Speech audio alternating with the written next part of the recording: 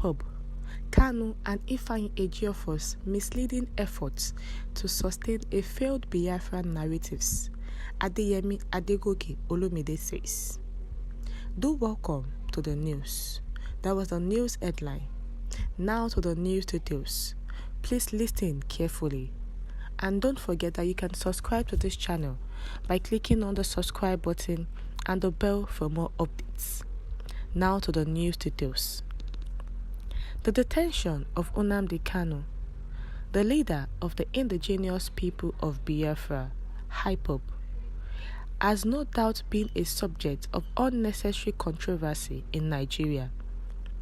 While it is obvious for what reason he is being held, and with access to his family, legal representatives, and adequate medical care, his lawyers and sympathizers continue to falsely create impressions that his health is deteriorating.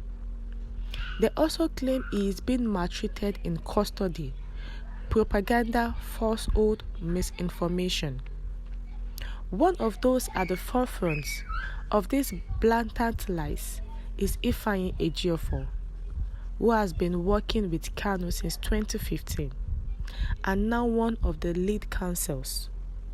Regrettably, Ejiofor is using his position as a lawyer to aggressively promote the group's violent agenda.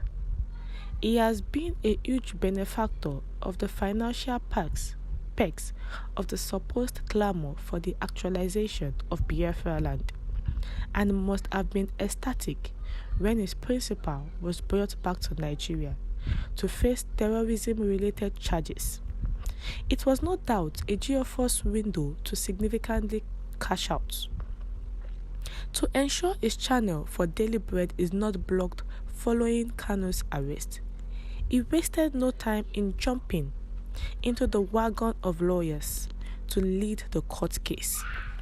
Even when a foreign lawyer, Bruce Finn, was added to the legal team, Ejiofor, putting on his fighting gloves, fought gutter dirty and ensured Finn was booted out. Obviously, Finn's popularity and acceptance by Ipob supporters was a threat to Ejiofor's viable means of survival, which is to feed fat on Ipob finances. Since Kanu's detention, Ejiofor, being the scam that he is, pretends to be running from pillar to post, seeking intentional fallible means to free his principal.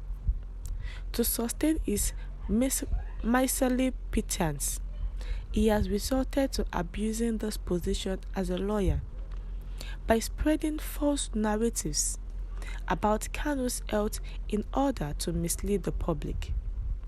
Ejiofor and Kanu's supporters have claimed that Kanu's health is deteriorating without Medicare. This claim has been refuted by many who should know. The security agency in charge of Kanu's detention, I believe, has standard procedure in handling suspects and people like Kanu inclusive. It held Colonel Sambo Dasuku for almost 4 years. Evidently, Kanu is treated humanly and in accordance with the law. At least, there are many media coverages to this effect. Even when the picture of Kanu and Soludo emerged, not many doubted how nice he looked. While Ipob propagandists promote falsehood, the physical appearance of Kanu shows otherwise. He looks well kept, plump and healthy. Worst for the liars, no foreign visitor privileged to see Kanu had come out to say he looked back. None would say such except Ejiofor and a few others in league with the rogues. It is common knowledge Kanu and his cohorts tried desperately to plant stories to mislead gullible people.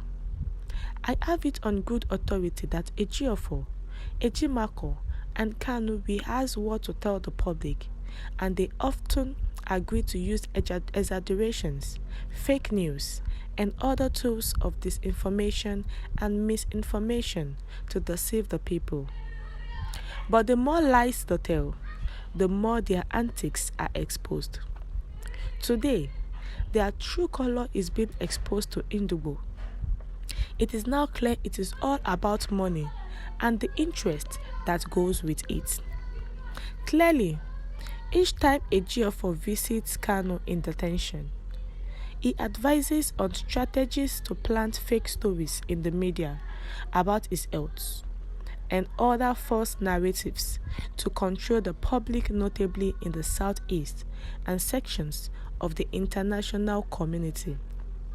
In Ejiofor's warped mind, peddling these lies on Kanu's health condition will not only draw him sympathy, but also influence the presiding judge into granting him bail. In their desperate attempt at execution of this poorly thought out plan, they forget that the public is aware that the security agency in charge of Kanu's detention has reiterated times without number that Kanu is in good and sound health due to the undeniable access to medical experts he enjoys.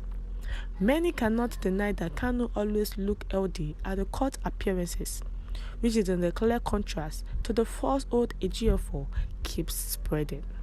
Adegoke Olumide has spoken that Ipob, Kanu, and Ifeanyi Ejiofor, including his cohorts, are planning together to spread false news to the public each time they visit Nnamdi Kanu.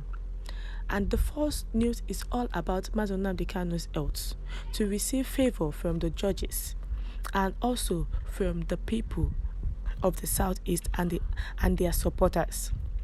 That Ejiofor and his cohorts, they are using this opportunity as means to embezzle money from the Ipob leader so they can keep wallowing in wealth, and that every news that they are giving out, they planned it very well before coming out to give the bad news to the society. And this is the reason why the Ejiofor and his other people, their efforts to sustain a failed Biafra has failed. So they are misleading people. What's your view concerning this? Kindly share your comment in the comment section. Thank you.